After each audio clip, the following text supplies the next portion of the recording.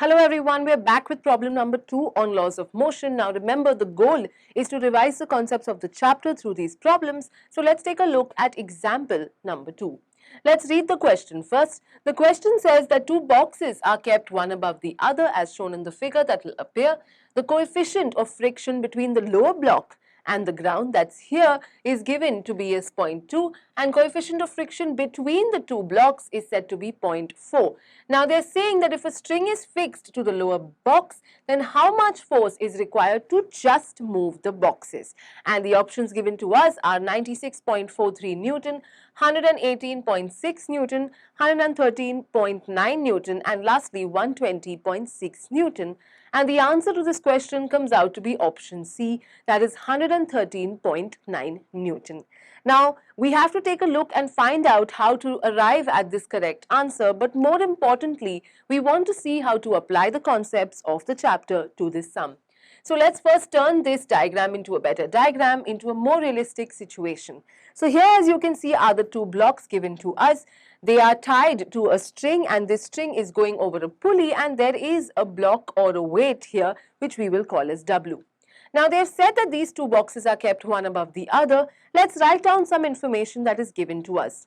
The first thing we've been told is that the coefficient of friction between the lower block and the ground is 0.2. So obviously it means the friction between this lower block and the ground is given to us. The coefficient is given to us. So the first thing that is given is that mu is equal to 0.2. Now we've also been told that the coefficient of friction between the two blocks is 0.4. So we will also write that down and we will call that as mu dash. So let me write down mu dash is equal to 0.4. Now finally they are saying that there is this string fixed to the lower block, as you can see for yourself, and they're asking how much force is required to just move the boxes. And these are the most important words of this question.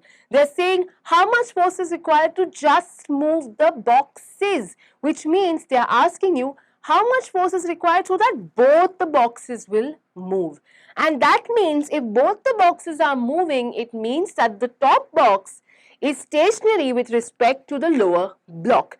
And therefore I will say that when the boxes just move, the frictional force on the upper box can be neglected. That is, the friction between these two boxes will be neglected because we are talking about when will the boxes just move, when will they move together, both of them, and therefore the upper block is stationary with respect to the lower block. And now, since we are going to neglect the friction between the two blocks completely, I can remove these two blocks and replace it with one big block of 550 Newton. So what I'm going to do is I'm going to remove this and replace it with one block of weight 550 Newton, and that's it. That was the key to solving this sum. So here you come to know of a very important concept, that is, if the boxes are just moving together, it means the friction between the blocks must be ignored, and that's what we've done. Now it's very simple, we have to solve the sum. How will we solve the sum? We will say that there is this weight W which is required for this particular motion to take place, and we will write down the free body diagram for this block. So if I take a look at this weight W, this is the W we need to find. This is the weight or the force that is required to move these two boxes together. So here if I take a look at W and try to draw its free body diagram, I can see that there are only two forces. There is one weight acting in the lower direction, that is in the downward direction, and you have tension of the string acting upwards. So this is it. So from this free body diagram, I get the equation W is equal to T, which is important to me, so I keep it there. Now I'm going to also draw a free body diagram of this block. Now for these boxes, what I'll do is find out which are the forces acting in the vertical direction. So let's take a look. In the vertical direction, of course, I have the weight of the block acting downwards and I have the normal reaction of the block acting upwards. So I have W dash and N. These are the forces acting in the vertical direction, but we are not done yet. There is also another force acting in the vertical direction, and which is that force? As you can see, there's also the tension of this string acting on the block. Now this tension is neither in the vertical nor in the horizontal direction. So what will we have to do? We'll have to resolve this tension. Now it is given to us in the diagram that this angle is 30 degrees.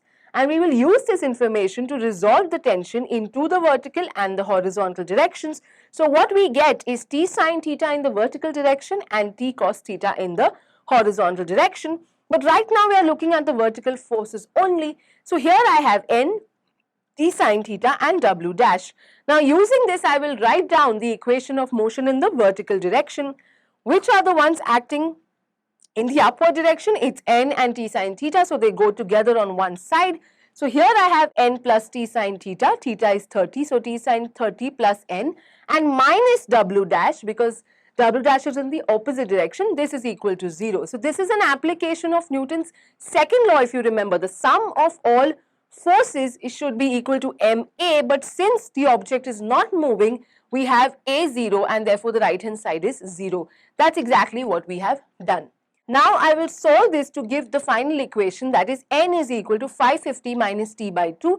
Of course, we have done this by writing sine 30 as 1 by 2. Therefore, this T sine 30 becomes T by 2. And we also know that W dash, which is the weight, is nothing but 550 Newton. So I have replaced W dash with 550. This is an equation that is important. We need it. We'll keep it. Now I will use the same Newton's second law and write down the equation of motion in the horizontal direction. So let's take a look at the blocks and see what are the forces acting in the horizontal direction.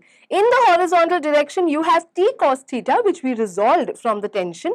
This is acting towards the right, and of course you have the friction, which will oppose this motion, acting towards the left. Remember, friction opposes relative motion. Since you're trying to pull the blocks this side, there will be friction acting on the left. So this is static friction acting on the left. And therefore, T cos theta is towards the right and F is towards the left. Not only is this F static friction, it is the maximum value of static friction, because we are looking at the condition where the blocks just start moving. Therefore, it's the maximum value before the blocks start moving. So here I will write down the equation in this direction. Here I have F is equal to T cos theta or T cos 30. So again, as you can see, in this direction also I am assuming that there is no motion, because I am looking at the situation where it's just about to start moving. So I have not looked at the situation where it is moving. So actually I should write it like F minus T cos 30 is equal to 0, which will be nothing but F is equal to T cos 30. Now we know that F is nothing but mu n, where mu is the coefficient of static friction. So I will replace F with mu n, and therefore I get the equation mu n is equal to T cos 30. Now I will use this formula. I need it, so I'm going to keep it. And now I'm going to replace this n in this formula with this equation. So I say I'm going to substitute from equation 1 the value of this n. So I rewrite this equation. I write mu, and then instead of this n, what I will do is I will bring this down here. And then I will say it's equal to T cos 30, but cos 30 is root 3 by 2. So I wrote root 3 by 2 T. Now if you rearrange and solve this, we already know that mu is nothing but 0.2. Remember, it's the coefficient of friction between the blocks and the ground. So that is 0.2, which is given to us. So I will bring 0.2 down here. And now I will solve this equation to give me the value of T as 113.89, which is nothing but 113.9. It's approximated to 113.9 Newton. Now comes the last step. What has actually been asked of us is not the tension in the string. What they have asked us is the value of W, or the value of the weight hanging by the pulley. But as you can see, we have already found this equation here. When we drew the free body diagram of the block hanging, we saw that W is equal to T. And therefore, you have found T, and therefore I can say that W is also 113.9 Newton. And that concludes your answer for this question. So let me just recap what are the concepts we went through. We looked at how to draw free body diagrams. We also remembered how to use the concept of friction. We saw how static friction is used, why we used the maximum value of static friction here, because we were in a condition where the blocks were just about to start moving. We saw that we had to neglect the friction between two blocks because they were stationary with respect to each other. So even if you have many objects, but if they are all moving together without slipping on each other, that is, they are not moving with respect to each other at all, then all of them can be taken as one big system, and that's the key takeaway from this sum.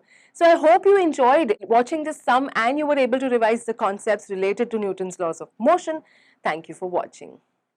So thank you for watching this video. If you like our channel and want us to make more videos, please subscribe. The link is given below. You can also buy your very own target book by clicking on the link given to you. Till then, keep watching and stay tuned.